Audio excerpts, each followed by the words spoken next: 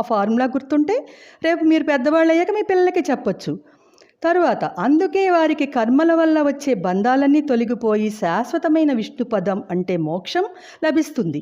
దీన్ని మనం అర్థంలో అన్వయించుకుంటే జన్మించే బంధాలన్నీ తొలగిపోయి అంటే అంతకుముందు ఉన్న మీ డౌట్స్ అన్నీ తొలగిపోయి శాశ్వతంగా ఉండే మెమరీ మనకి మన మైండ్లో ఇక్కడ గుర్తుండి చక్కగా ఆ మెమరీ ఉంటుందన్నమాట. జ్ఞాపకం ఉండి అందరికీ చెప్పగలుగుతాం నేర్చుకుంటే. ఓకేనా శ్లోకం? నెక్స్ట్ ఇంకో శ్లోకంతో కలుసుకుందాం. ఇప్పుడు మీకు ఒక చిన్న సామెత పెద్దవాళ్ళు చెప్పింది. కష్టపడకుండా ప్రయత్నాలు చేయకుండా దేన్ని సాధించలేమని మనకి హరీంద్రనాథ్ చట్టోపాధ్యాయ గారు చెప్పారు.